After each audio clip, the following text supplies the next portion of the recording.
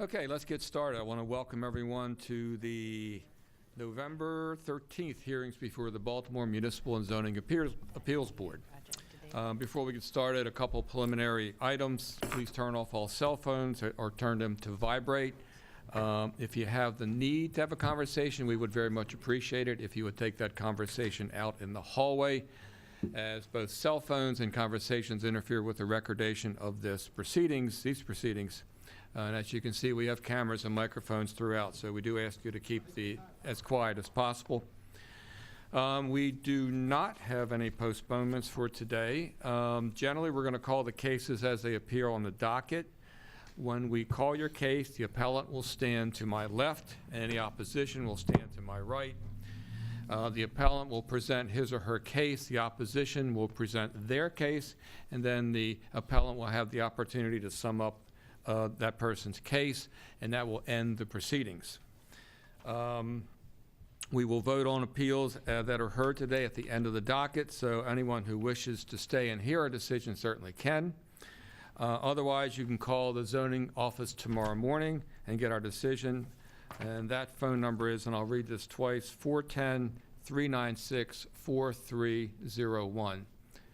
And again, 410-396-4301. Please do not build in Baltimore City without the proper permits. Our written decision will be out in approximately 2 weeks.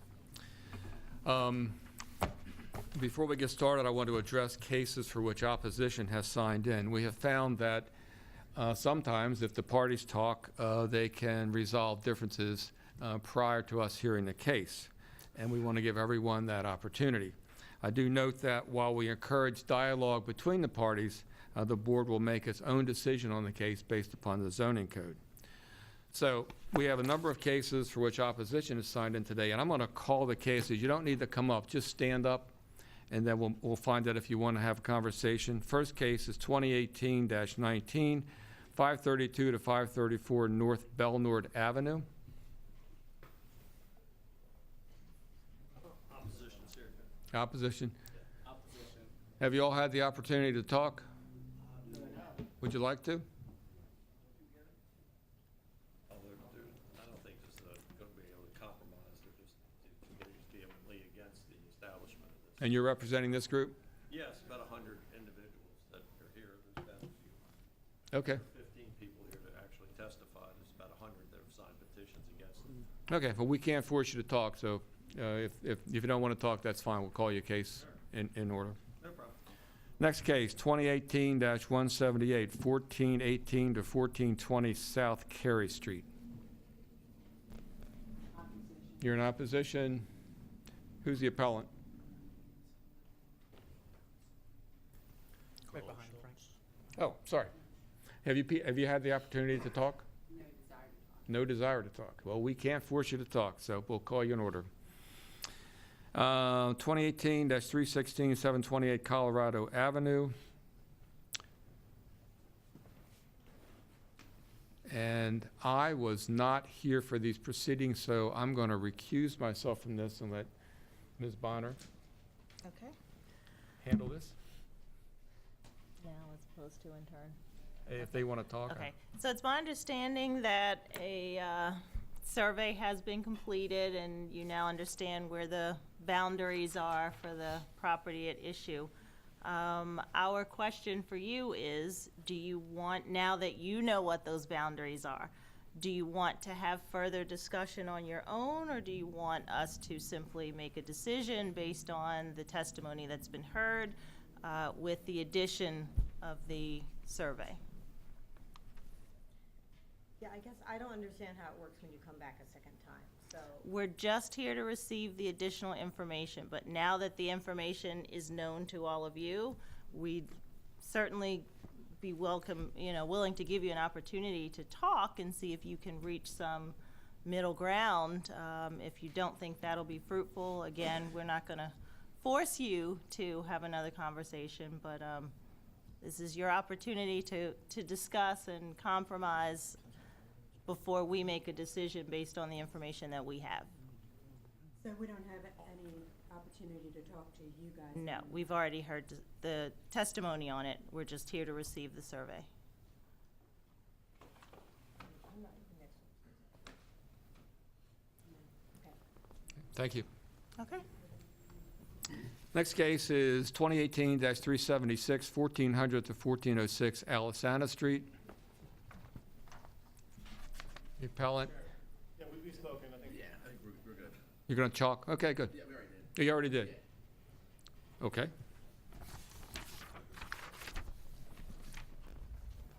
Why don't you call the council and look at that consent? Okay, through the first one up. What are we doing, sir? No, we're going to call the consents. Okay, just want to make sure. All right, next we're going to call the cases for which the zoning board has sufficient information to approve the appeals.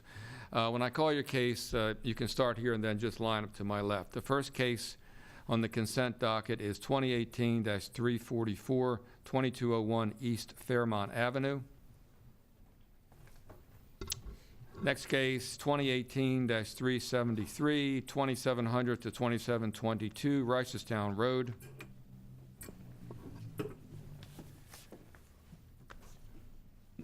Next is 2018-374, 500 North Central Avenue.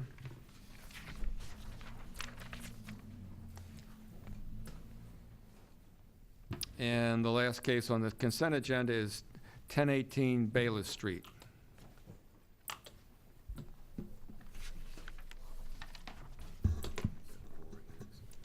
All right, is everyone up who's going to provide testimony? Let's get you all sworn in.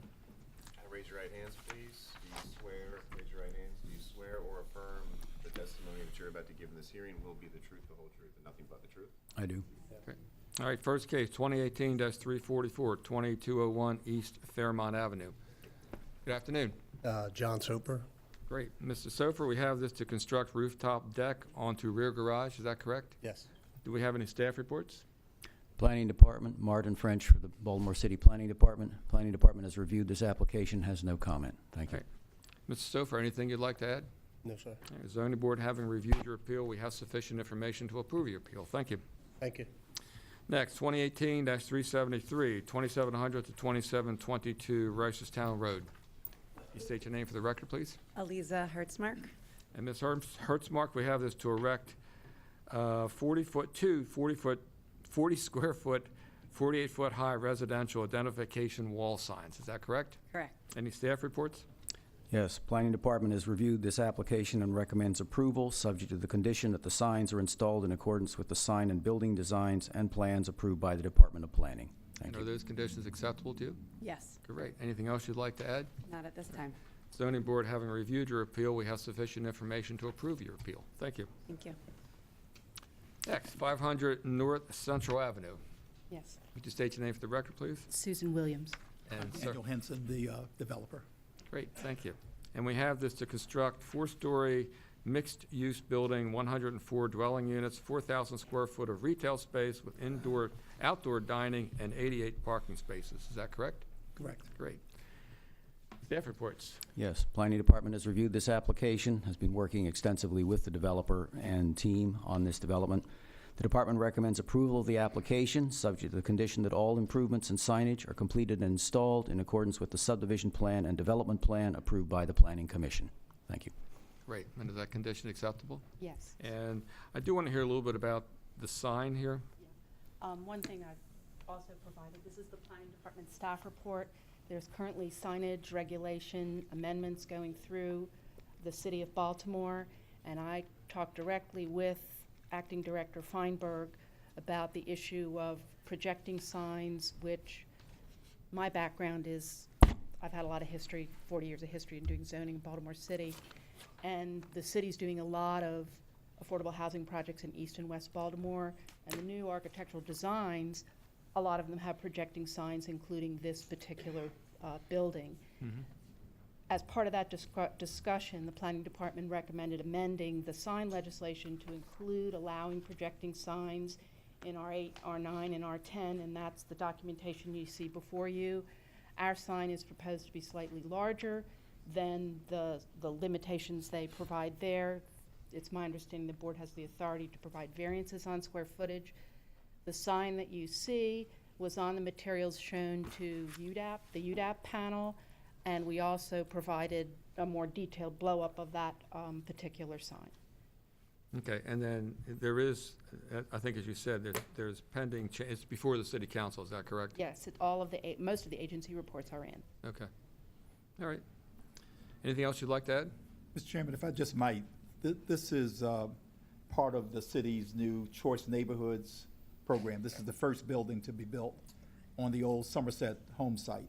The Perkins Somerset Old Town redevelopment starts with this one building. And so this is kind of the hallmark of what we'll be doing. And this type of signage, this is called a blade sign, is something that we have used in other developments along the way and would very much appreciate you approving. All right, great. Any questions from the board? No. Great. Thank you very much. Zoning Board, having Thank you. reviewed your appeal, we have sufficient information to approve your appeal. I was with the. You're with them? Oh. Yes. My name is Angela Harris. I'm the Tenant Council President for Somerset Extension and soon to be Somerset Homes. And I'm just here to understand what's going on so I can be the voice for my residents and neighbors. Have you gotten sufficient information? No, I'm getting ready. I'm sure Mr. Henson and Ms. Williams will be happy to talk to you. Yes. Okay. Thank you. Thank Have a you. good day. Next case, 2018-377, 1018 Bayless Street. Yes, David Tobash. Stobash, we have this to construct two-story rear addition and rooftop deck. Is that correct? Correct. Great. Any staff reports? Planning Department reviewed this application and has no comment. Thank you. Great. Anything you'd like to add? That's it. Thank Zoning you. Board, having reviewed your appeal, we have sufficient information to approve your appeal. Thank you.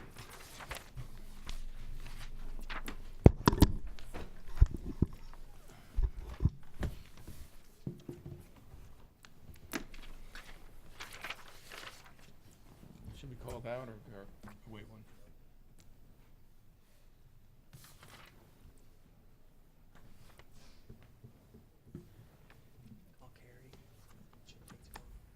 All right, next case, 2018-178, 1418 to 1420 South Carey Street.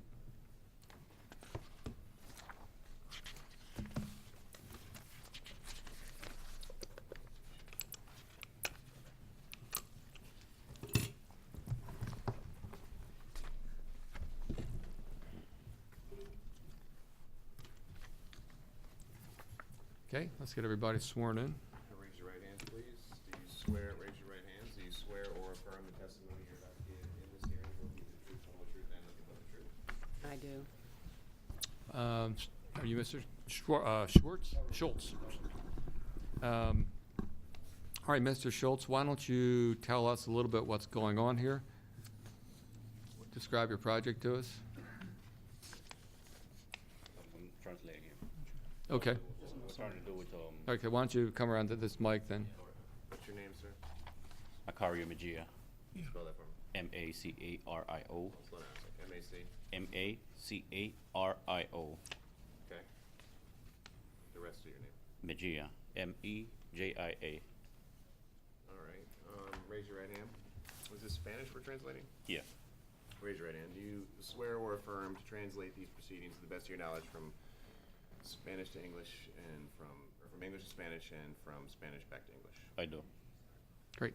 All right, so why don't you tell us a little bit about the project and a little bit about the building? So, we're opening a appliance warehouse and store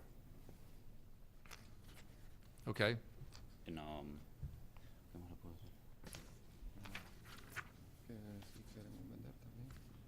we're gonna like open it like for sales. And that's all we need to. okay. Tell me about the building. Is the building vacant? Not at the moment, we're using it And what are you using it for now? to store the appliances. Okay. Was the building, do you own the building? No, we rent the building, Okay. Was the building vacant when you rented it? yes. Okay. Do you know how long it was vacant? I'm not sure, Okay. Ms. Baumgart, do we have any information on the length of vacancy? I mean, we know what it was before. It was a church. It's a church? Yeah. Okay. And do you have a current use permit for the operation of that business? And the use permit is for? No, So you're operating the business, no, we're not operating. We will need the zoning first. but you're saying that you're currently storing things in the property? Yes. Just like storage, nothing to the public. Okay. I neglected to ask for staff reports, so I'm going to interrupt and do staff reports now. We do have a letter from Councilman Ed Reisinger of this district. The letter says, "This business is operating an illegal business, which includes car washes and car rentals. Also, they have no signage indicating that they are a mechanic's garage. They do not keep regular hours. They park multiple tow trucks and dozens of project cars along the public street. Various vehicles share paper tags. These are just some of the problems the residents are dealing with." The letter is dated August 6th of 2018. I presume that this is from a prior tenant or possibly a prior owner. I do not know. And that's all we have in the file from staff reports. There is a planning report as well. May I talk? 1 second. Thank you. Planning Department reviewed this application, noted that this property, has been already stated to the board, was last authorized for use for motor vehicle services and repair, which is a non-conforming use, this property being zoned residential, R8 specifically. The non-conforming use under the zoning code may not be changed to any other use except the one that is allowed by the zoning district in which it is located. And therefore, the department opines the board is not authorized to approve a proposed different or changed non-conforming use of the property. The department therefore recommends disapproval of the application because the board is not authorized to approve the proposed different or changed non-conforming use of the property. Thank you. All right, thank you. I'd like you to address what we just heard from the planning department, if you would, please. There is a complaint, but there's a next door in the same property that we don't have nothing to do with that, you know? Well, I think you're talking about what Mr. Baumgartner read, the letter from the city councilman. I'd like you to address what Mr. French discussed, the inability of this board to have we don't have the authority to approve what you want. I'd like you to address that. Okay. Because I mean, the landlord rented us an industrial area. We didn't understand that. Okay. Okay. Let me hear from your opposition. Well, I Could you was, stand up to the mic, please? okay. I'm opposing it because actually, State your name, please. excuse me, my name, Sherry Seibel, S-C-I-B-L-E, first name's S-A-G-R-R-Y.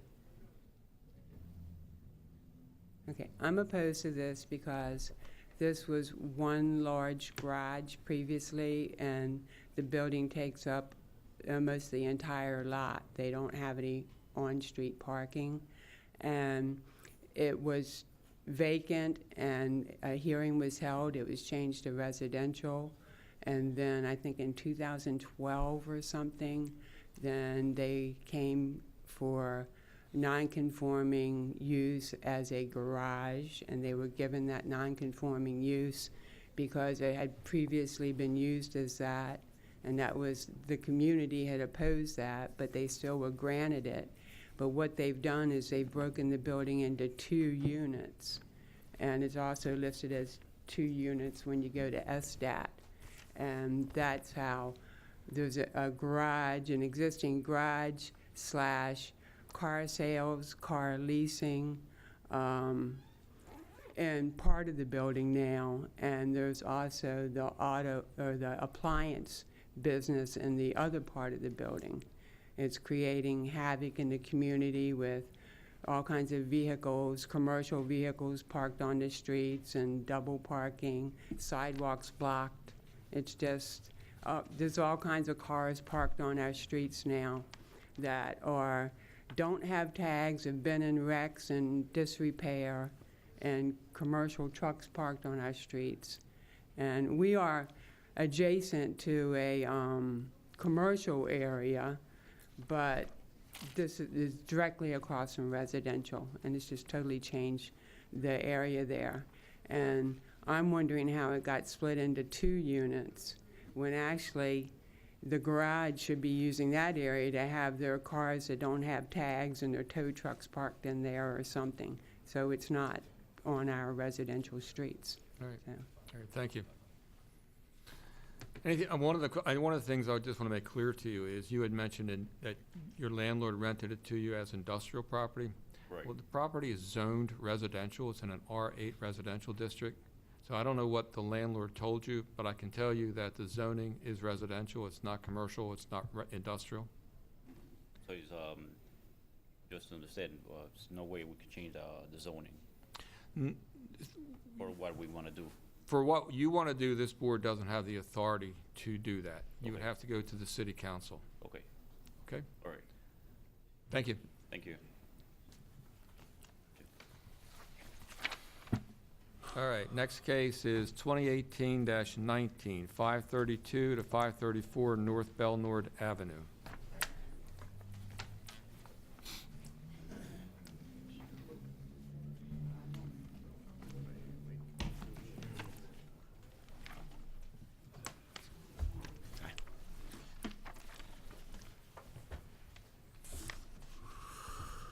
Share your little podium.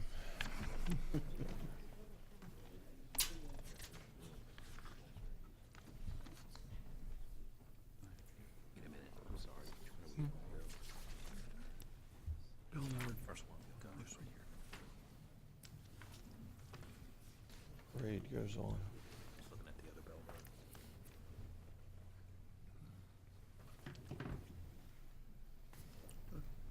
Okay, let's get everyone who is going to provide testimony sworn in. All right, raise your right hands, please. Raise your right hands, please. Everybody, raise your right hands. Do you swear or affirm the testimony you're about to give in this hearing will be the truth, the whole truth, and nothing but the truth? Yes, All right. So we have this as to use first floor as a grocery store. Is that correct? That's correct, Mr. Chairman. Can you state your name, please, for the record? Yeah, for the record, Sean Harvey, 309 South Conkling Street for the applicant. Council, wants you to And for the identify record, Gary Maslin on behalf of about 100 residents surrounding the community, as well as some business owners who are in vehement opposition to this Okay. use. Staff reports? Mr. Chairman, we have multiple letters from community members as well as from Councilwoman Shannon Sneed and the McElderry Park Community Association, as well as a petition and a letter from Mr. Maslin, which he can certainly address to the board, all in opposition to this appeal.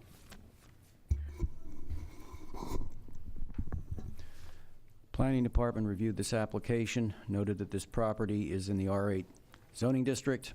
However, it is a two-story semi-detached residential mixed-use building, and there is a history of use of this property, in part for non-residential purposes, specifically was once used as a tavern, and therefore the building itself can qualify for neighborhood commercial establishment use. However, it's also noted that the tavern use has been discontinued for a number of years, as the board noted in a previous decision disapproving commercial use of this property. At the time, the zoning code did not allow the non-conforming use to be established or reestablished. This is now under the new zoning code, a conditional use neighborhood commercial establishment, which could be authorized by the board. The department is recommending approval of the application subject to the condition that all requirements and standards contained in the zoning code, including its signage standards, are complied with by the applicant. Thank you. Mr. Chairman, I'd like to supplement the letters. There's a petition signed by over 100 people surrounding the areas. Copies for all the members. Great.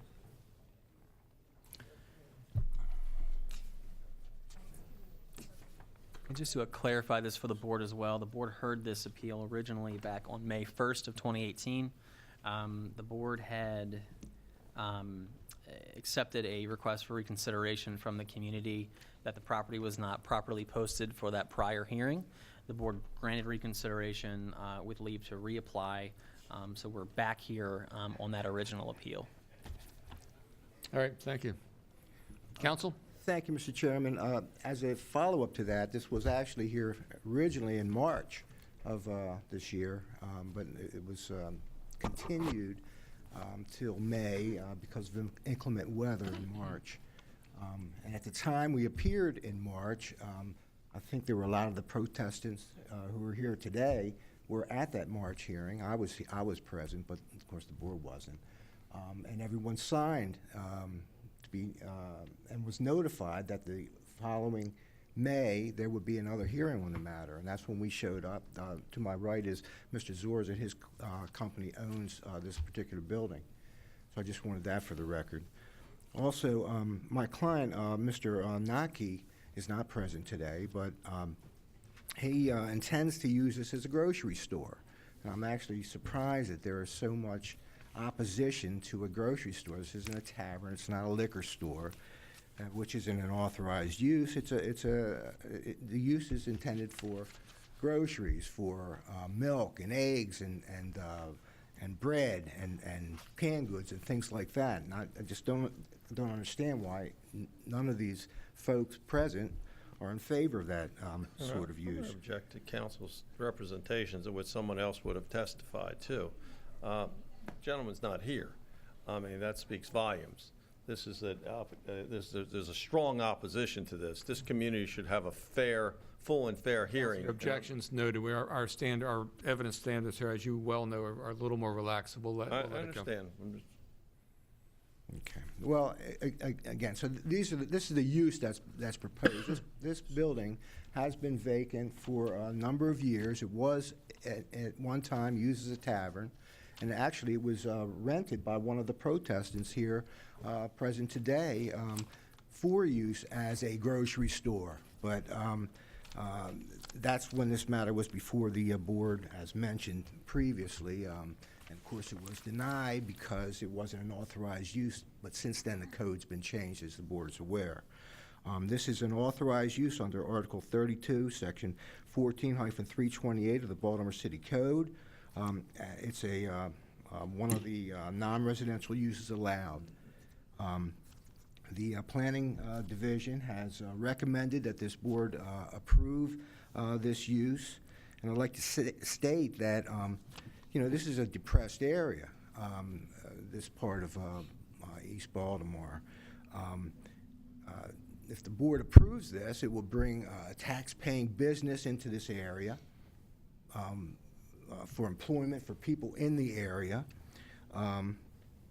It would give the consumers in that area options, and it would create competition among the other grocery stores in the area, so that would drive prices down. It would be an excellent use for this building, and I would recommend on behalf of my client that it be approved. To my right is the owner of the building, who has a rental agreement with Mr. Mahmoud Naki. Would you like to say anything in favor of this?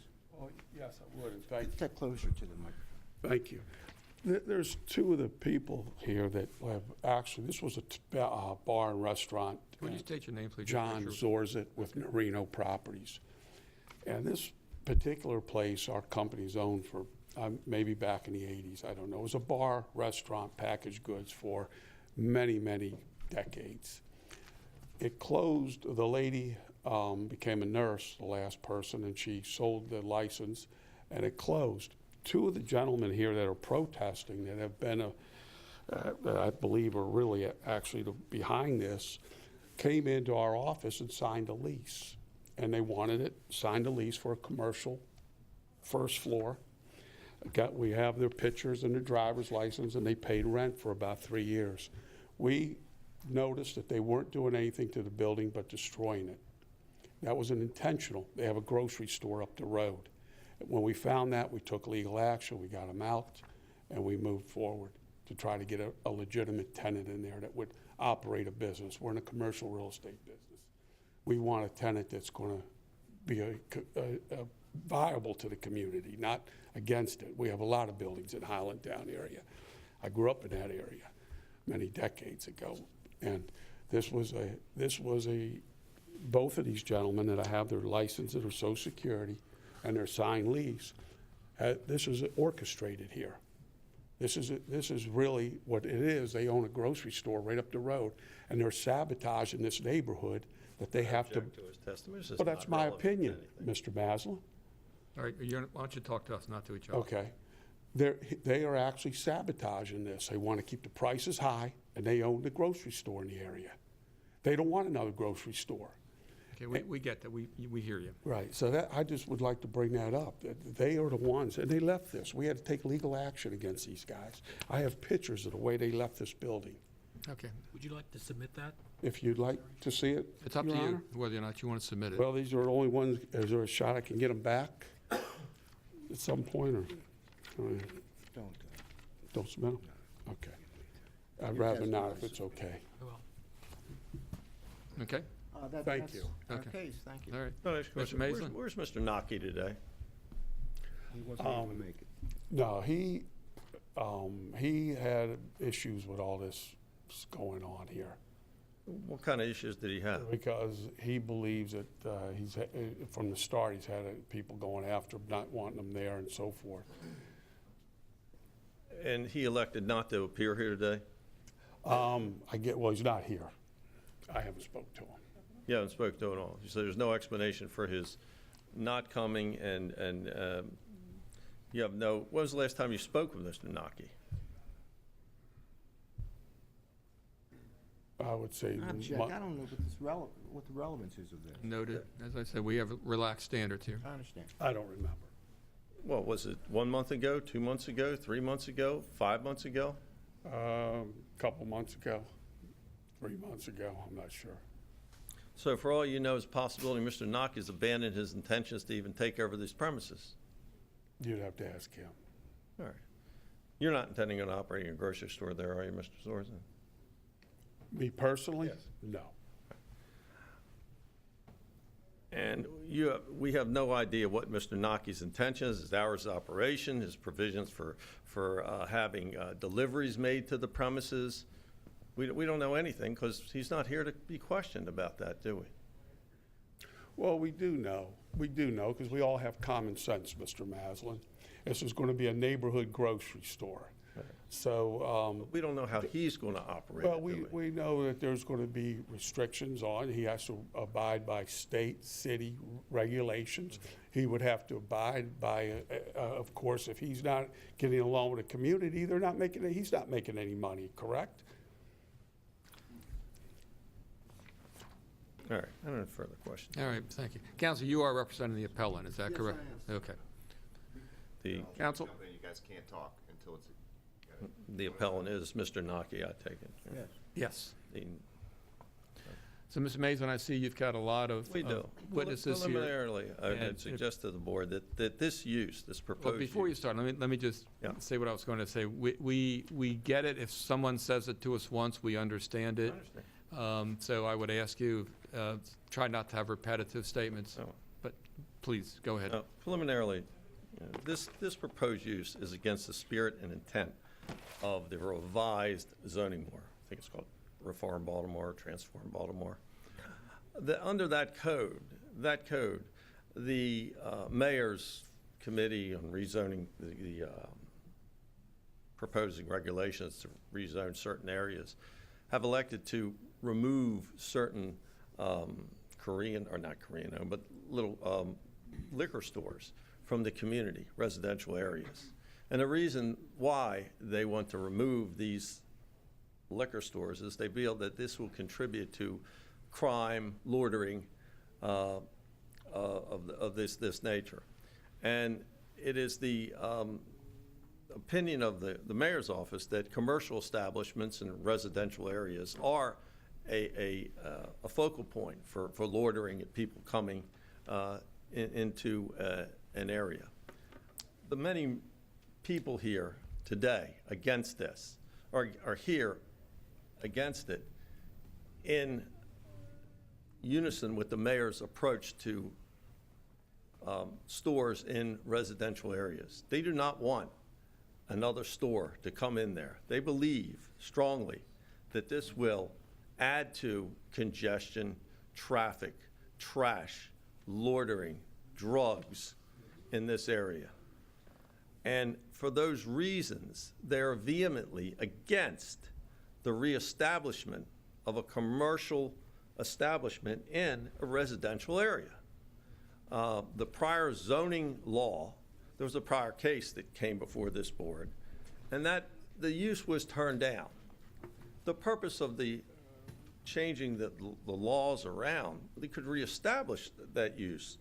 But there are criteria set forth in the code that if the proposed use was in conflict with these criteria, this board should turn down the proposed use.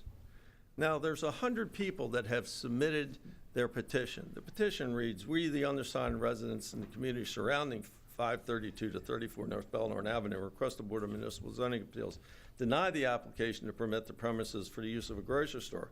We believe the establishment and operation of the premises as a grocery store would be detrimental to and a danger to the health, safety, and welfare of our community. We believe the authorization to use the premises as a grocery store would be contrary to the public interest. We believe the authorization would not be in harmony with the purpose and intent of the zoning code. The establishment of a grocery store at this location would adversely affect traffic patterns. There is not adequate off-street parking. There is no place to allow trucks to unload merchandise. The establishment of a commercial grocery store at this location would promote loitering and increase trash and debris in our neighborhood and is against the general welfare of our community." This is over 100 people that are vehemently against that. Are those the criteria that you were referring to earlier? Yes, those are the criteria set out in the code. They're, I believe the approval standards are limited. There's limited criteria for denying, but they're set forth in the code. I think it's 406 of the code, set forth criteria. So it's not a blanket situation where you rubber stamp things. If there are criteria set forth by individuals to give you reasons to deny an application, then this board must deny the application. Now, you have a situation, you have a case put on here. We don't know what this is going to be used. It's offensive. It's offensive to me. It's offensive to all of these individuals that come before this board. And it should be offensive to this board that the applicant who is interested in opening up this grocery store and asking this board to let them have a grocery store isn't even present in this court today. His counsel's present, and if his counsel's present, this proceeding, as you well know, this proceeding can move forward. But we don't have enough information. You simply don't know what they're going to do there. And the board, these people all believe that the establishment of this will adversely affect their community. And I would implore the board to turn down this application. I believe you're from the council's office? The councilwoman is here, I'm sorry. And I'd like her to speak because she wrote a letter, I believe, in opposition to this in supportive of her constituents. I'm sorry, I didn't mean to steal your thunder. I should have put you on first. Nope, My it's all right. apologies. So, good afternoon, everyone. And I just wanted to submit, I agreed with everything that was stated thus far. We do not want it. We already have 2 stores right in walking distance where this location is. And I just took some pictures today. First of all, from the pictures that was in March, nothing has really changed. To be the store owner and to have this 2 posters up, this was the old poster that was stated. Today, it's this poster plus the new poster that was up that's telling of a hearing day.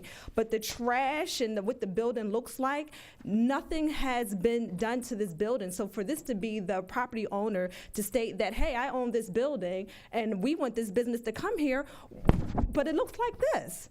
This is what you say, that you care about the neighborhood. If you haven't made any improvements to this building now, I can imagine that you'll make any improvements once they get in and you start making money. So I really want this to be denied, and I'm submitting these pictures as evidence that nothing has changed from March then until November now of what this building looks like and the trash that surrounds the building.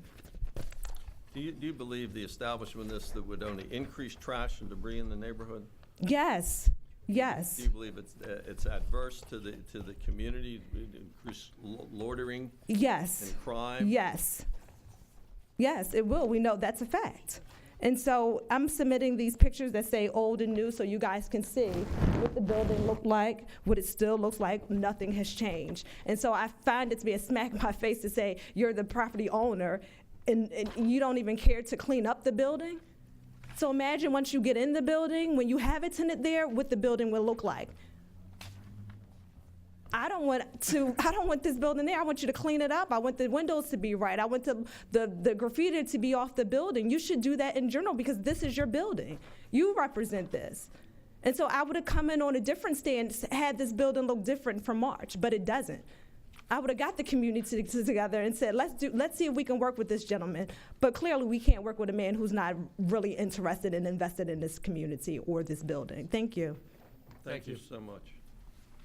Yes, sir. Would you state your name for the record? Hi, my name is David Harris, McGilty Park Community Association President. Been living in the community since 1998. So first of all, I just want to speak that this is not a concocted situation. This is something that we as the community will not stand for, and we do not want a store such as this in our neighborhood. We have 10 stores in a 2-block radius that does the same thing. They doesn't keep the code of their building. The prices stay high, and they don't hire anybody in our neighborhood to work there.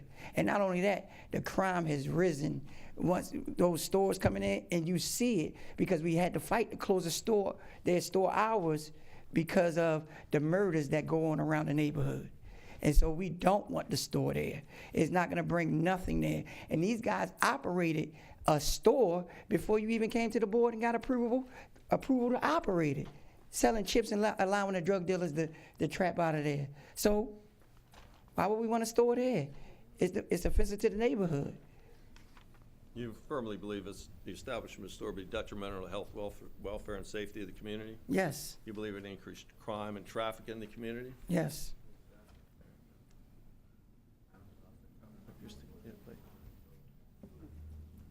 State your name for the record. Hello, my name is Ashley Harris.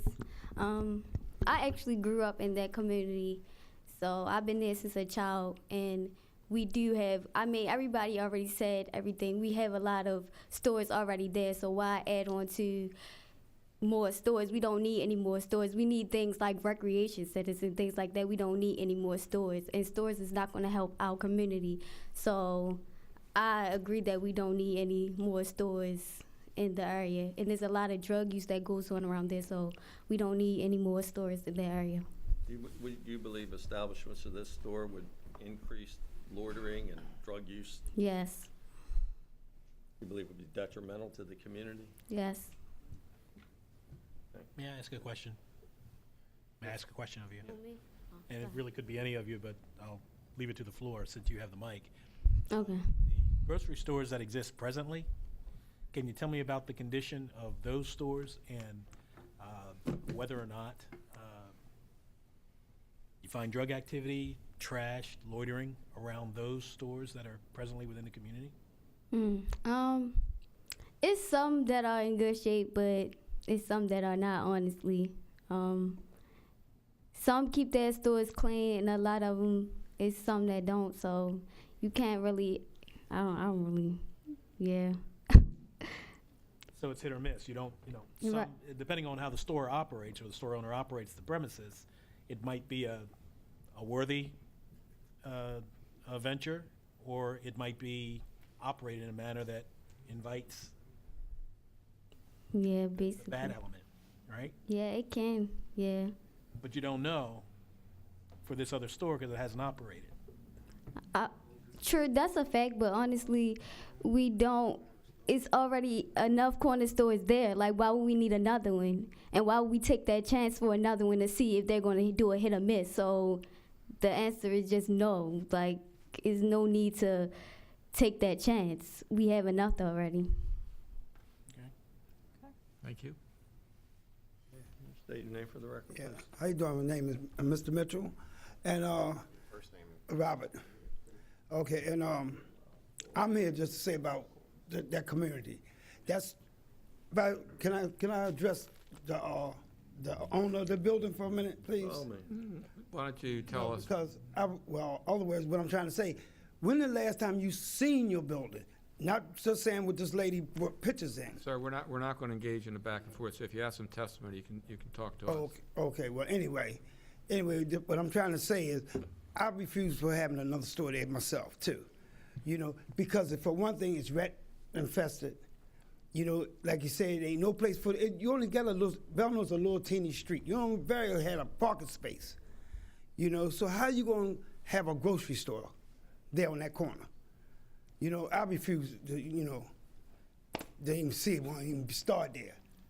Sir, do you believe it will adversely affect the health, welfare, and safety of this community? Yes, There's not adequate parking, that's right.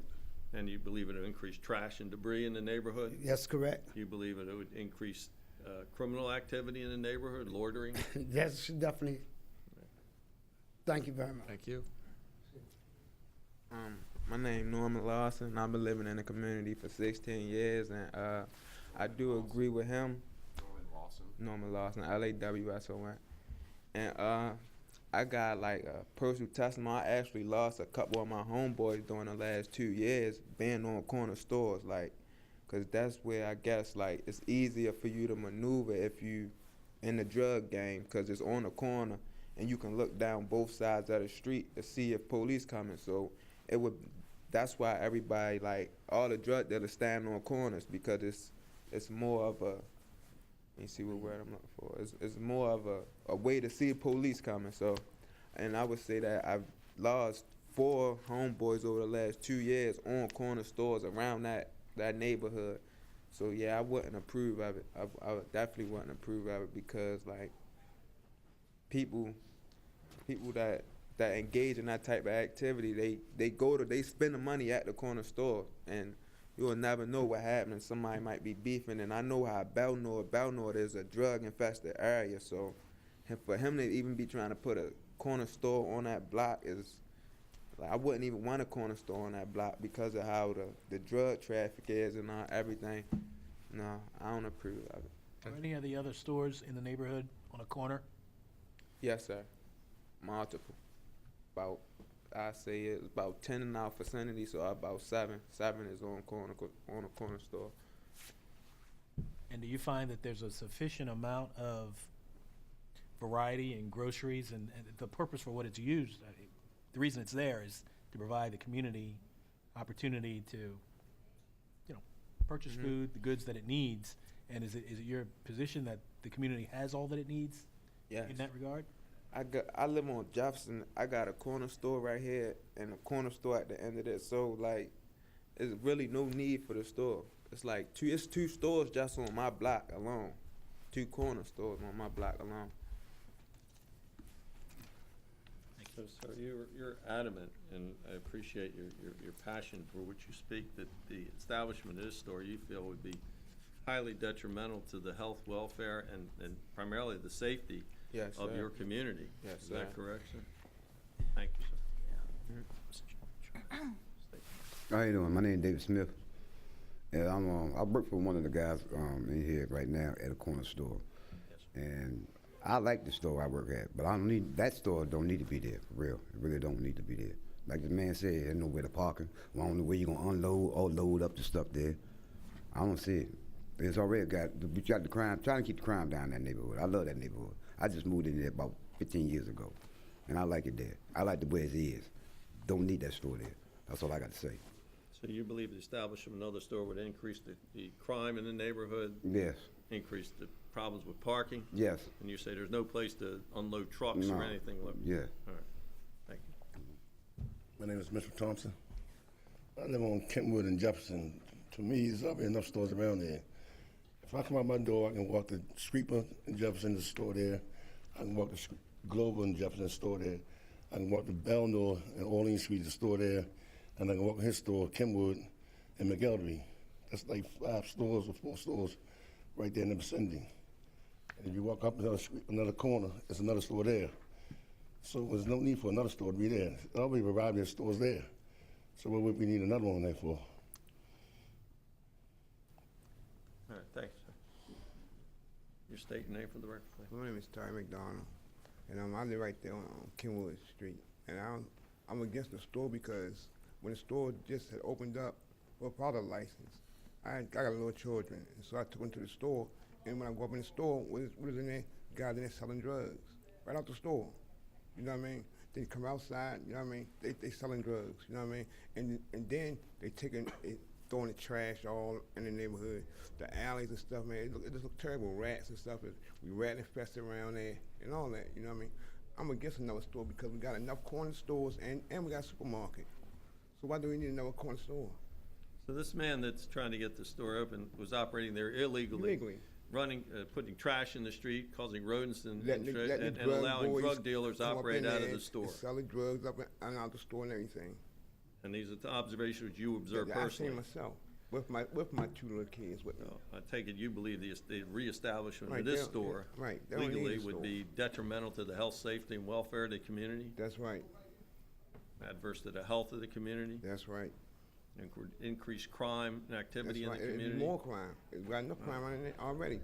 You know what I mean? Kids is just getting killed for no reason at all. Right. Because the drug boys on the corner. And that's all it's taking to do. It draw more drug boys on the corner again, and more people be getting killed in our neighborhoods, Thank you, sir. our children. Can I just ask one question? Sure. You are testifying today that you saw Mahmoud Naki selling drugs? No, not him. Okay. The young kids in the neighborhood, the drug boys, were selling the drugs right out the store. And he didn't put them out the store, nothing. He let them right And on when selling was drugs. that? Huh? When was that? When it's around, before they shut the store down. I don't know, what, in March, May, that was last year. It was in June. In June, around that time. Okay. All right, thank you so much, sir. Hey, good afternoon. My name is Jerry, oh, excuse me. Sorry, was Mr. Naki operating the store when it was shut down? Is that? He apparently opened it illegally, operated this store for a period of time. It was brought to the city's attention. The city shut him down. They then filed a zoning appeal to get the store reestablished. How long has Mr. Naki been a tenant of the building? I know that he was, well, within a year. He's only been, we only met him within the last Do you year. have the lease for Mr. Naki? Not with me, no.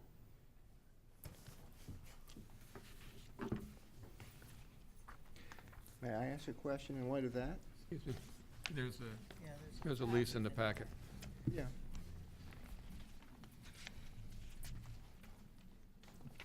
The lease is dated the 28th day of December 2017. Was he in the property before the lease was signed? Well, he would take over the property in terms of leasing it, cleaning it, do whatever. When they, I mean, he was in the lease, they're supposed to abide by rules and regulations. No, but I mean, was he occupying the premises prior to December 28th? No, not prior to a lease. Whatever time, whenever there's a lease is when he would have got keys to a property. Okay. Mr. Maisley? Yeah, good, sir. Thank you. Yeah. Yeah, again, my name is Jerry Clarity. I've been around there almost a year now. And to me personally, yeah, I was against it because you got too many stores in there now. And for me to add on to more of what these people are talking about, it's just giving these young guys a place to hang out at where they shouldn't be. And the young kids in the neighborhood that's 8, 9, 10 years old, they can't even play around there safely, you know. That's mainly because of all the traffic we have. And all the traffic we have is because of these stores. You know, personally, I really think it's too many stores around now. I mean, putting another one there, I mean, it's not going to solve the situation. Of course, that's my opinion. And I've only been there a year, mind you. And I've seen a lot, though, within that 1 year. You know? Thank you. Do you believe the addition of this store will be detrimental to your community in violation of the health, safety, and welfare of the community? Sure. All right. I mean, hey. Thank you, sir. Yeah. State your name, go ahead. Good afternoon. Actually, my store is over State there. your name, please. Mohammed Mian. State your name. Mian. I'm Mohammed Mian. Okay. And Spell Mohammed, there's several spellings. Spell Mohammed, please. Mohammed, M-O-H-A-N-N-A-D. Mian, last name. M-I-A-N? M-I-A-N. Yes. I have beside this building, my store over there. And this neighborhood, I do a lot of store and the business, my business especially, because this is close to that store. And I bought this building on this rent that building, he was telling, due to that was because the neighborhood was don't like to open that store, because I tried to open the coffee store over there, but nobody, our neighborhood, they are angry and they no allowed me because there was a lot of drugging and a lot of people were over there, the trafficking and a lot of trash they put over here, all neighborhood. That's why I no need that one, that store. I lose my business and everything because every corner there is 8-9 store. When I came over here, there was only one store, but now every corner, every street, there is store. Walking this store, you can look that store, that is that door, this door. Lot of store, we no need that one. So do you believe the addition of this store would increase crime in the neighborhood? Yes. Cause loitering, We are trash? loitering, trafficking every day. I call the police. They are sell the drug outside, inside store, and all every day. I call. You can check over there record. We always call over there. This is a big problem our neighborhood, Sir, and for me especially. is that a problem at your store? Yes. No, but I always call. I try to clean everything that area. But if again they close the store, the people, they move the people. They if open, they go over there. All people, they're dragging outside the drug people. They sell. This is the problem for me. I have a question, if I may. Mr. Mohammed? Yes. You just testified that you used to rent this particular yeah. building, is that Yes. correct?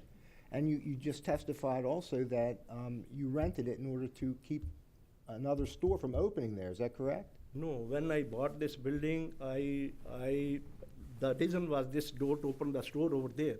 But this guy, he told me, you have to open, otherwise your agreement, I didn't read the agreement that time, you have to open must store, because I got that building for residents. Live upstairs and go that store.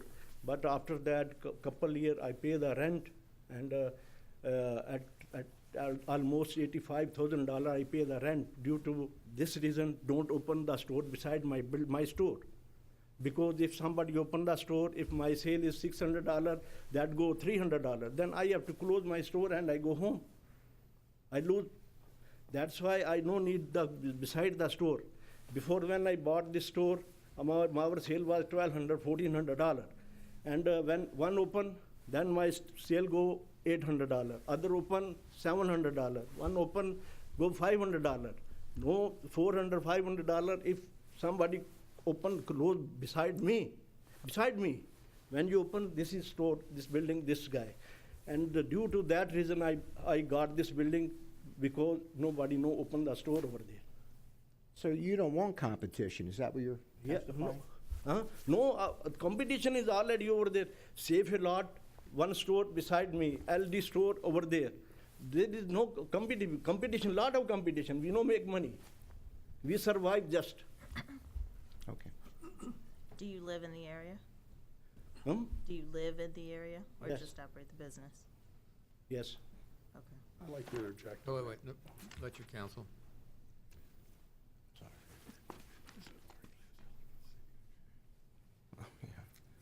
Sir, you don't live in Ellicott City? Yes, I live in the Ellicott City. Okay, well, you just testified that you live in the area. No, actually, I live in the Ellicott City. But I have building upstairs. I live sometime upstairs. But this is too far my house. 25 minutes drive from my house. Okay. And that building was reason because I wanna close to my store. Store we open early morning and close late evening.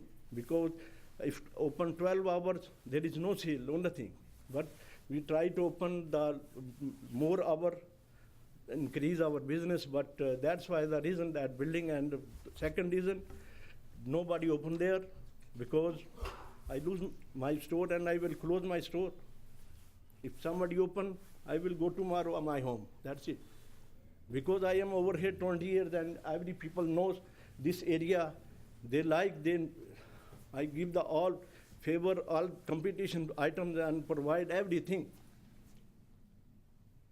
All right, thank you. You just come up here and Yes. state your name for the record. My name is Ali, last name Said. So, Do you believe the addition of this store in this area would be Yes. adverse to the health, welfare, and basically safety there is, yes, of the basically community? there is a lot of store in a 2,000 feet, like 6, 7 stores, big store, Safeland, backside is a LD store, and that's one way, not a, they have not a parking spot, lot of rats, they throw trash outside, building is completely garbage. I don't know why they're trying to guys open the So store. there's no parking? You No, believe it no increased- parking, and actually basically it's the one way, the It's a street one-way is a street. one way. So there's no How's place to possible? park a delivery No, truck? Not delivery truck. That would block the And- street? Yes, sir. And this side store, back store, this side store, lot of stores. And drug dealer, the last 6 months ago, the other guy killed to somebody. Last 3 months, the guy killed to another person, lot of injury, A lot lot of of, drug. lot of homicides right Yes, around yes. these Crack areas? or cocaine, the point of a drug dealer. That now is a property they close. So lot of guys keep standing outside that property. Then they open, go inside, coming back, go inside, coming back. That's So what the they drug become- dealers do. They yes. go inside the Yeah, store, yeah. they come out of the store. Yeah, yes. inside. Sir, what is your relationship to this area? Say again? What is your relationship? Do you own a property? Do you own a business? Do you live No, there? I live in, down the street. I live in 533. You live there? Yes, sir. Yes, Okay. sir, absolutely. So you've seen the drug dealers go into stores? All the and come time, up- all the time. So you believe the opening of the store would be? Yeah, and second thing, there is a lot of trash, big rat, like a cat, lot of trash, lot of rat. They throw, people eat and sometimes throw the trash outside, so lot of stuff outside. You were there when he operated this man operated the store illegally? No, completely illegal. Illegally? You Yeah, saw that, you completely. saw it? Yes, sir. You saw rats coming around, Yeah, trash yeah, and yeah, debris? trash. See yeah. drug activity as well? Lot of At criminal. this location? Yes, lot of. So you and- believe the reopening would Yes, sir. could cause all those problems to Mhm. reoccur? And one way, at the property, there is the property is a one way, not a two way. Right. One way property. How's Alright. possible customer go this side and that side road, that side, that side. Lot Alright. of stores over there. Thank you, sir. You're welcome. Thanks, sir. Good afternoon, respected board. My name is Malik Baz, and I leased 600 Belnord Avenue just to open a telephone repair shop and a computer shop. I still that have property, but I don't have a courage to open that store because of the environment of the area. So I don't think this additional store is gonna do any better. I have that store, I just use it as a storage, keep my stuff there, don't open it. It's a very rough neighborhood. Drug dealers are all over.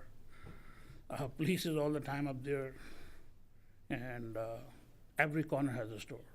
More stores you have in the corners, more drug dealers you have on the stores. So it's all depends on the board. Your decision or your, it's all depends on your decisions. In my opinion, being there, I don't live there, but I have a store. It's not a place to open another store in that neighborhood. Okay. Do you believe it would be adverse to the health, safety, and welfare of the community there? Well, it is. It's not a clean streets.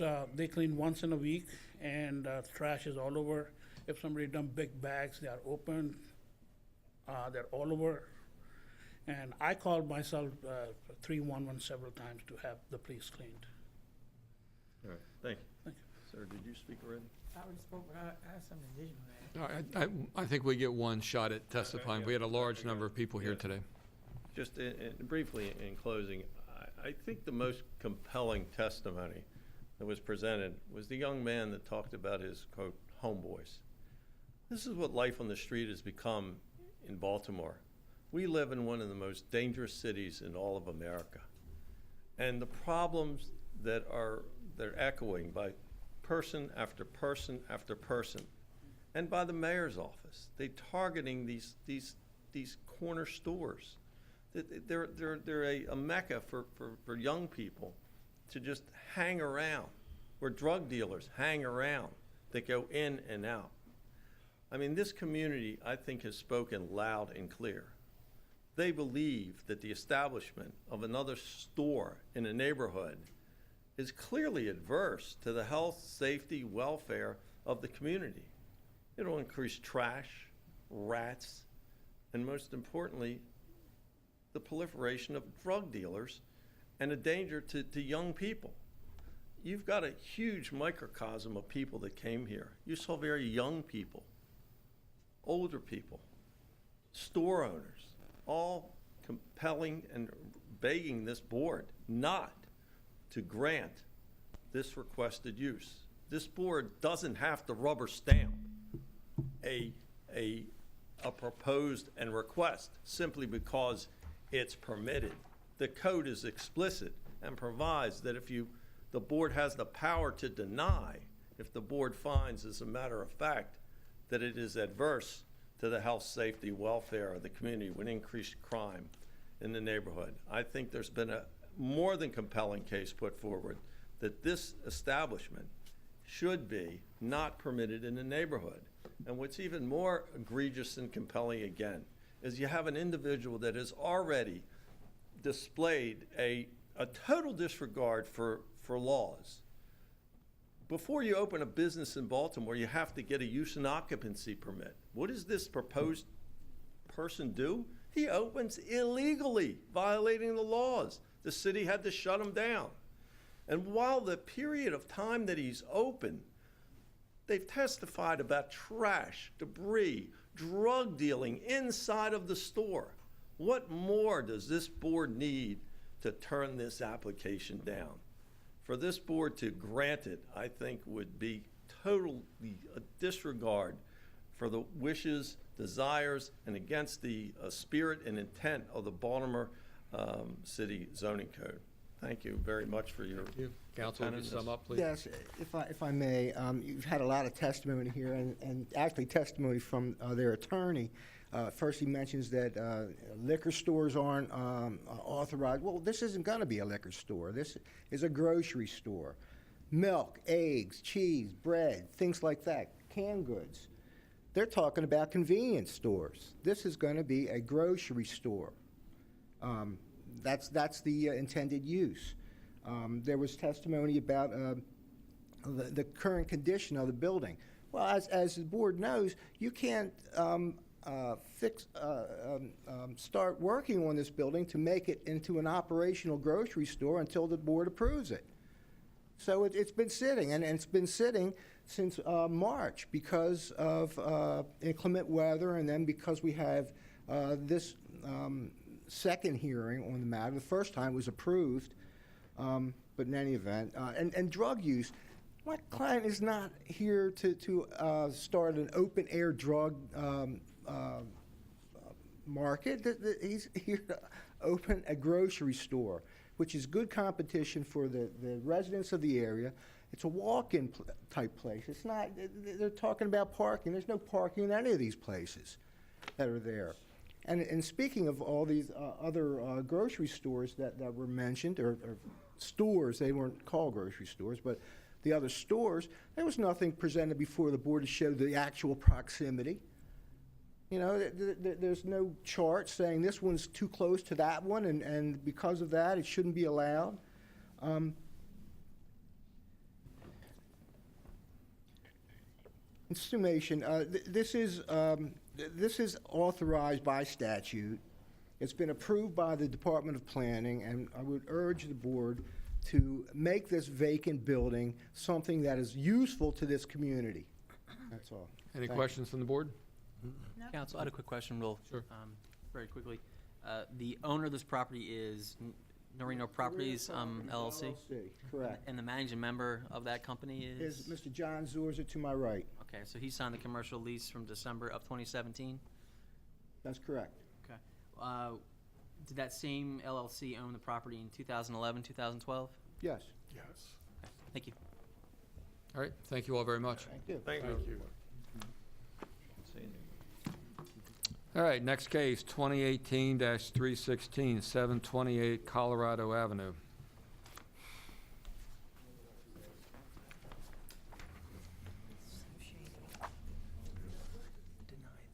Is there any more testimony? Well, why don't you come on up? As I said, I was not here when this case was originally heard, so Ms. Bonner will chair this part of the proceeding. I'm sorry. Or is it right? I'm not sure.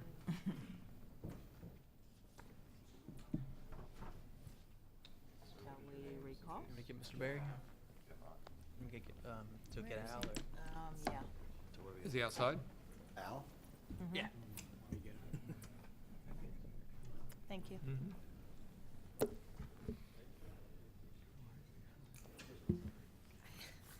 surprised that Gary Maslin was here for the community. I've had a lot of people. Interesting, all of that.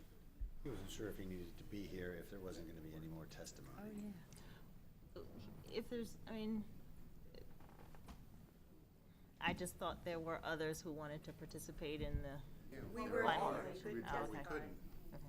Well, no, there's not going to be any additional testimony, but with the submission of the survey, we will deliberate appropriately and we'll render a decision. You will be notified of the decision by mail if you, you know, as to how the board voted. If you don't care to remain for deliberations, you can call the zoning board office tomorrow morning, and we will let you know what the outcome was. Okay. Okay, thank you all. All right, next case, 2018-369, 534 South Belnord Avenue. Adam Carballo. Elmard is on fire today.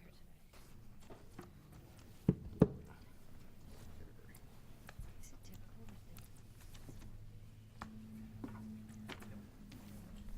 So short-sighted.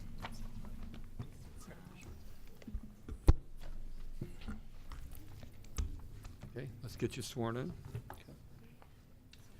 you swear or affirm the testimony that you're about to give in this hearing will be the truth, the whole truth, and nothing but the truth? I do, yes. Mr. Caballo, we have this to construct third floor rear addition with deck, is that correct? Third floor addition, correct. Okay. Staff reports? Planning Department has no comment on this application. Thank you. Any other staff reports? No. Okay. Tell us about your project. With me today is Ms. Roxy. She's the homeowner of this property. The property is an existing end of group 2-story row house, single family. The intention is to add a third floor and a roof deck that would be on the rear of the property. It's pretty straightforward, no change of use. Given the existing conditions of the slope of the land, we violate the height restriction, which is 35 feet. However, you are allowed up to 40 feet as a conditional use. We are proposing a height, let me get the specific height here. Let's see here. 36 feet 11 inches. So we would violate the 35-foot, but we would not violate the upper limit, which is allowed which is permissible by the board on a conditional use of 40 feet. Okay. Any questions from the board? No. Now, Mr. Carballo, the adjacent streets, Fleet and Belnord, are both more than 30 feet wide, is that correct? They are, yes. Okay. That's all we need. Yeah. And then we also have a letter of support from adjoining owners or owner. Would you like us to make this part of the record? Yes, please. Great. Anything else? Do you want to say anything? Or? Great. Thank you very much. Thank you. All right, next, 2018-371, 2600 East Monument Street.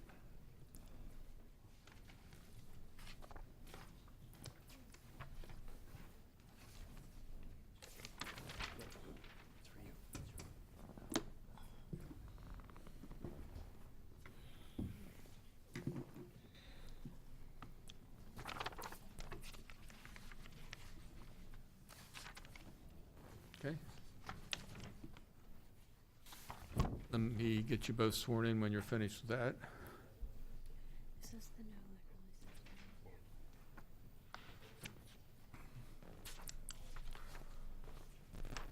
Raise your right hands, guys. You swear or affirm the testimony that you're about to give in this hearing will be the truth, the whole truth, and nothing but the truth? Yes. State your names for the record, please. Alexander Lee McKenzie. That's my client here. Rudell Lattimore. Great, and we have this to add carry-out food shop to existing tavern, is that correct? Yes, sir. Okay, do we have staff reports? Yes, Planning Department has reviewed this application, noted from the record that this property was authorized for use as a tavern, which is a conditional use in this C1 zoning district. The floor plan that was included with the application shows that the front portion of the building would be operated as a tavern, the rear portion would be operated as the proposed carry-out food shop. The floor plan showed that there would be a wall, partition wall built inside, which would separate the public area of the tavern from the public area of the carry-out food shop. However, there was no separation of the carry-out food shop work area from the tavern work area because those work areas were to share a common commercial kitchen. The department has no objection to the application, but as a practical matter, recommends the floor plan be revised to include lockable doors on both sides of the commercial kitchen to ensure that if the proposed use would operate during times that the tavern is closed according to its liquor license, employees of a carry-out food shop would not have access to the tavern area on the first floor level of this premises. Thank you. Okay, two questions for you. One, is the condition of the planning department acceptable to you if we were to approve this? Yes. Yeah, Okay, we can and add two- locks. You don't have a problem adding locks, do you? The locks are actually on a back door. I'm not sure where else do you need the locks to be at. I'm sorry. The issue was the floor plan shows that there is a commercial kitchen, which obviously would be where food would be prepared for the carry-out food shop. Correct. But it also appears from the floor plan that it can be used to prepare food for patrons of the tavern, which a lot of taverns do. Right. So the problem was that there is basically a pass-through from the work area of the carry-out food shop to the work area of the tavern. Now, there is But their a- licensing may not allow them to operate at the same times, and therefore the department believes there should be a full set of lockable doors on both sides of that commercial kitchen, so that in particular the tavern would not be accessible during the hours it's supposed to be closed to staff of the carry-out food shop. Gotcha, understood. So that's acceptable? Yes, sir. All right, Yes. second question, is the tavern legally operating there? Not currently. It's not currently open right now. Okay, is there a license for a tavern? Yes, well, there will be. Will be? Yes. Currently, it used to be a license there. The license is no longer active, and I have to reapply for a restaurant license. In the meantime, the restaurant license cannot be applied yet because I have to have an exit at my top floor, because the restaurant license requires me to show at least 75 people, I believe, and without the top floor, I wouldn't be able to show that. So until I get my, and I couldn't get the fire escape initially because how the ramp that I need to add on, the handicap ramp that I had to add, the fire escape wouldn't drop down on not enough clearance for the ramp. So I had to get a architect or developer to build a platform that comes out and goes across the side of the building, and the escape can come down on the other side. So I'm still in the works of trying to get the funding together for the fire escape. So All right. the So- tavern is not currently open. No, sir. Okay. So the application here today, though, is not for the restaurant that's going to be part of the tavern. This is simply a carryout? Yes, sir. Okay. All right. So tell us a little bit about it. It's called I Don't Know, and it's going to be trying to service a different type of food in the area. No, it's not the normal carry-out food as far as like chicken boxes and steak subs and stuff like that. We're trying to do more of like dinners. So you got like, chicken dinners, fish dinners, salmon, stuff like that, and, more like soul food, so to Okay. speak. How about parking? There's street parking on that side of the street. It's probably 1, 2, 3, 4. It's like 5 dedicated parking directly on that side of the street on Luzerne Street, and then you have street parking on Monument as well. When you say dedicated, what do you mean? They're directly adjacent to the building, like they. But they're not, they're for use by the public? Yeah, used by the public, yes, sir. Yes. Okay. And how many square feet is the carryout shop? The carryout shop itself would probably be, I only had the plans in front of me. The whole entire building is 1,400 square feet. desktop and bottom floors. The carryout itself, I would probably say is about 500 feet. Okay. Don't quote me on that though. I don't have that. Well, we are quoting you on that, as a matter of I don't have fact. the plans directly in front of me, but I believe it's about 500. Okay. All right, any questions? I have a question for Mr. Baumgartner. Please. Does the operation of a carryout require the coexistence of a tavern, an No. operating tavern? Does not. Anything else from the board? No? Yep, anything else that you want to add? No, sir. All right, thank you very much. Thank you. Thank you very much. Thanks a lot. Okay, next case, 2018-372, 1238 Asquith Street, Martin Francois. Good afternoon, everybody. Good afternoon. My name is Martin Francois. And we'll get you sworn in 1 second, so hold on. I swear or affirm the testimony that you're about to give in this hearing will be the truth, the whole truth, and nothing but the truth. Yes, sir.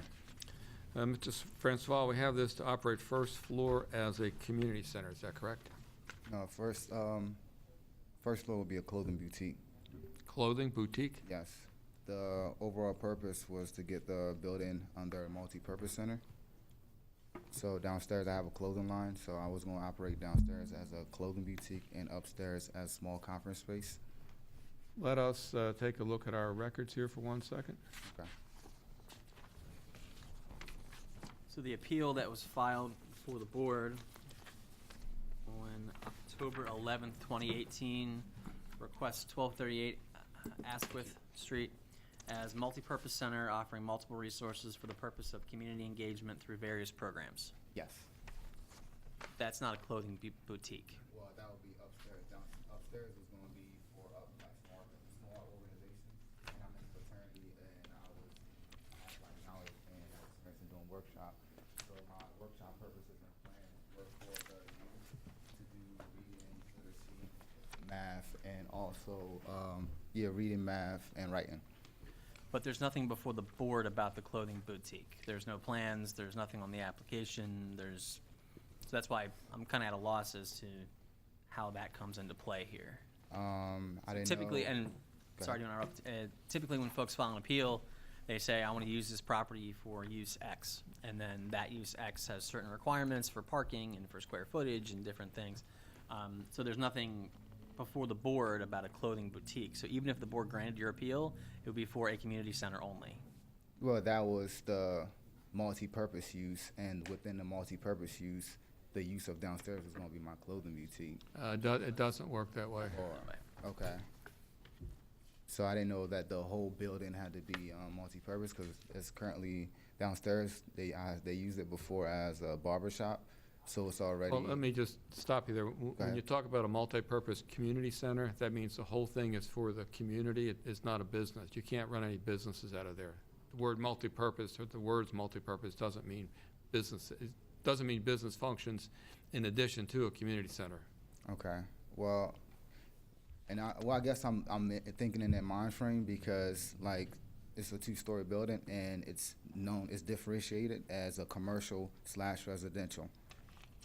Downstairs was commercial and upstairs was residential. So my thought process was to get the whole building under the multi-purpose aspect because I seen that under the code that it was able to do that. Well, your building is in an R8 zoning district, which means it's all residential. Okay.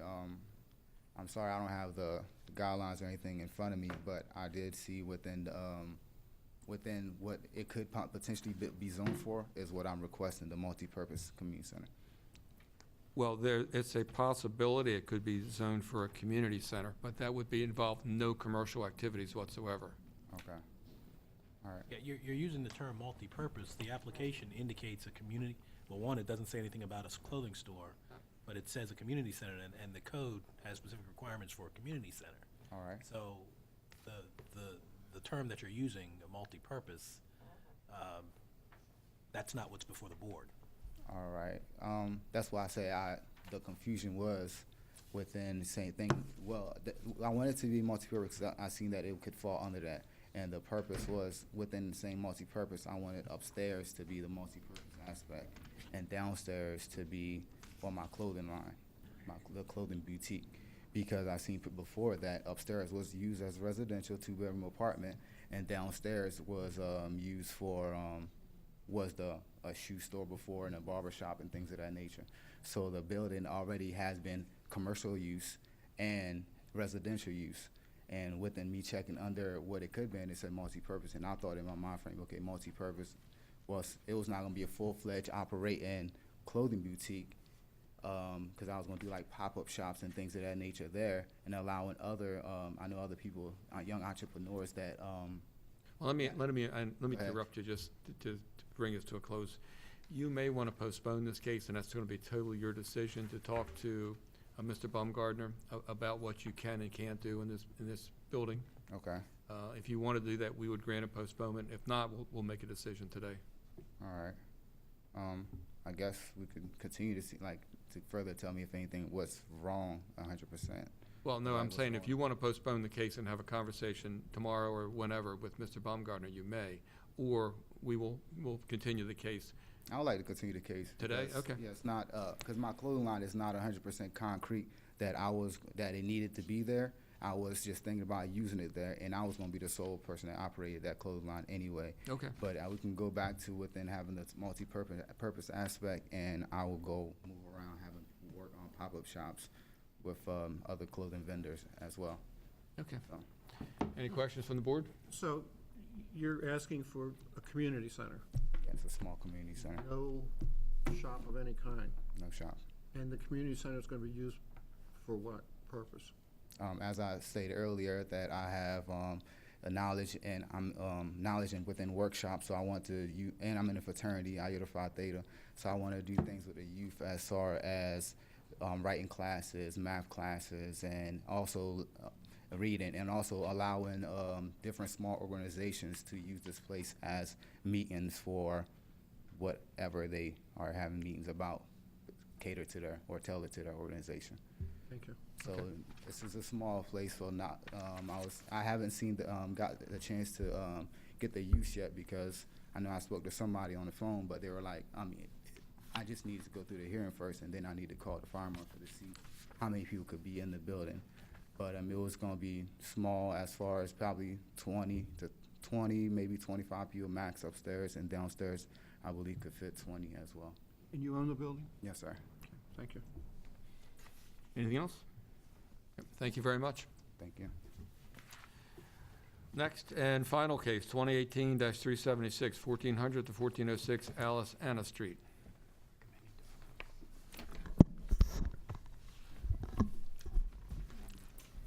Good afternoon.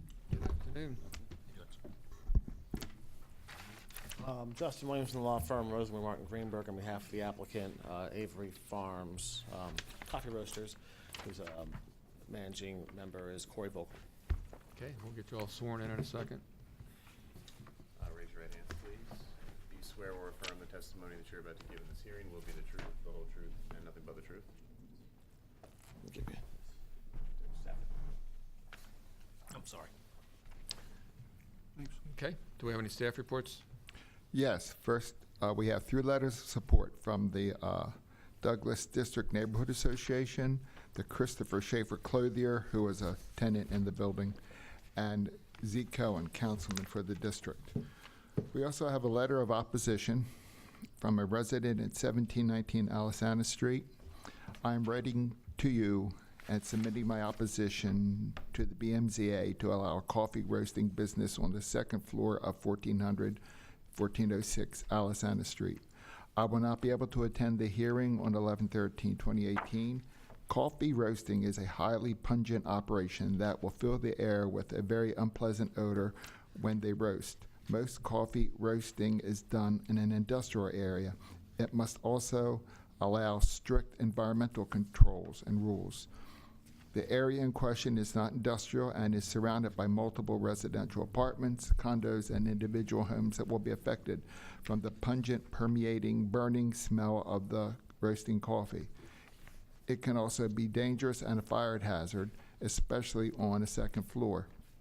As a resident of Fells Point, I do not see the need for such operation here, nor wish to have our home and the air abounded inundated with this odor that this operation will produce. We have enough to contend with as far as air quality from the constant heavy traffic that traverses Alexander Street. And as far as I know, Baltimore City wants and needs to keep its residents. But here, it could definitely drive people away. That is the end of my report. Planning Department reviewed this application, noted that this property is in the C5 DE, which is Downtown East Subdistrict zone. This is a very intense commercial zone, which does also, as noted, allow residential use. However, the department considers the proposed use as one which would be approvable. It also would reduce the nonconformity of this property. Its current use is industrial light, which is non-conforming in the C5 zoning district. The department is therefore recommending approval of the application. Thank you. Okay, thank you. Mr. Williams, did you give the opposition one of these? Oh, sorry about that.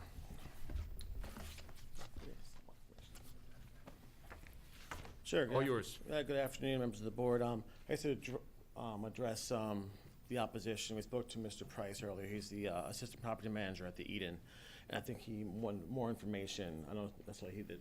I won't speak for you, but he's wanted information about our appeal. So that's some more background. And I'll address the environmental concerns and other issues raised by the neighbor. For some background, I've given you a packet of materials for your review. The property is located in the Harbor East Fells Point area, Baltimore City. As Mr. French indicated, the property is zoned C5 DC in the 10th zoning district. It was formerly zoned M3 as part of the industrial history of this part of the city. The property is improved with a 2-story brick building that's 33,000 square feet. There's a couple uses in the building, as Mr. French alluded to, light industrial use. There's a couple gyms in the building. Christopher Schaefer's Clothier's shop is on the opposite side of where our facility is proposed to be located. I'll give you a little background about Mr. Vogel's operation. He's similar to many craft beer brewers. Averly Farms Coffee Roaster started out as a home hobby of Mr. Vogel's. He started roasting his own coffee because he enjoyed the coffee taste himself, after sharing it with friends and family, and getting positive feedback. He started to make a go of it and make a business. As indicated in a 2017 BBJ article, which is included in the materials I've handed to you. Mr. Vogel works with local importers, Kefa Coffee, Tusta Specialty Coffee, and other importers to connect them with the farms where he sources his beans. His focus is on high quality, sustainable, and direct trade. Currently, his operation is basically roasting out of his parents' garage, and he now seeks a brick and mortar site to conduct operations, and there'll be a retail component as well. There's a floor plan in the materials as well showing the site. The current capacity of Mr. Vogel's operation is he uses a 1-pound roaster, which has the capacity to roast approximately 2 to 3 pounds an hour. At the subject property, the applicant would seek to install a 12-kilogram roaster, which can roast up to 18 pounds an hour.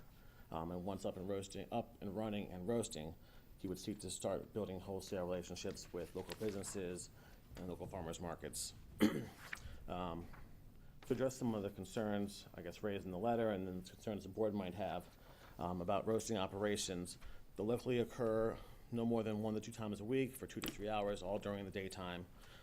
The Maryland Department of the Environment has reviewed the proposal and said that they don't need any special permits for air quality control or a review of emissions from the site. The retail cafe component is proposed also for the site and the floor plan. There's this area where people will enjoy the fresh coffee that's roasted on site. That's projected to open in 2019, and the new facility represents a capital investment of about $60,000, a privately funded investment, and will create between 3 to 5 full-time and part-time jobs. Mr. Vogel's done some extensive community outreach. He's reached out to the local community association, the Douglas District, has a letter of support in the file. Christopher Schaefer Clothiers, which is the tailor in the building, which will be down the hall from the proposed site, has a letter of support in your file as well. Also, just included today was a letter from Councilman Z. Cohen. That should be in your materials as well. So for the legal standards the board must be considering to grant the approval, the cafe restaurant use which is proposed is allowed by right. However, the light food processing use is conditional use, required the board's approval. Just to go over briefly the outline of the factors you should consider, I have the full written outline in front of you, just to go over the highlights. The property is a warehouse-style building. It was formerly zoned M3 with industrial history, so the use of the building for a light industrial use is appropriate here. Deliveries for this use will be no more than one time a week. There's already a loading bay in the facility. Let's see on the map, off of Eden Street, there's a loading bay there. The C5 zoning district has exemptions for parking requirements. The nature of the surrounding area is it's a mixed use. There is, as the letter pointed out, a residential component, but there's also a mixed use of industrial use. There's a tailor shoot shop. A Whole Foods is being constructed next door.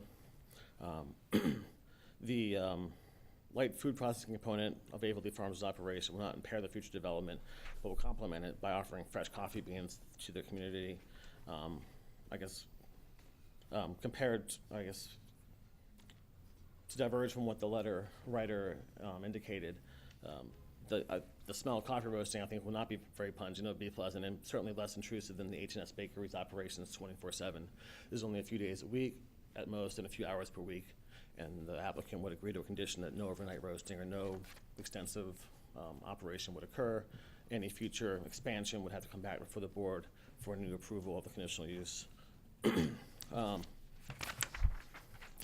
No changes to the exterior structure proposed. There will be no impact to the accessibility of light and air. And we comply with all bulk and use standards and regulations.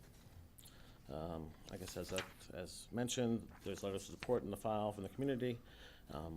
And we will fill a vacant space right now and be good use for the community. And unless the board has any questions, we'll submit on that. Great, thank you. Sir? My name is Justin Price. I'm on behalf of Legend Management Group. We own and operate the building, the unit across the street. Really just here for more information. We got some complaints from residents. We have to talk to Justin and Corey, but we no longer have any opposition towards it. We welcome them to the community upon approval. Thank you. Any questions from the board? All right. Okay, Mr. Williams, anything else? Nothing further. Thank you very much. Thanks. And that concludes today's hearing.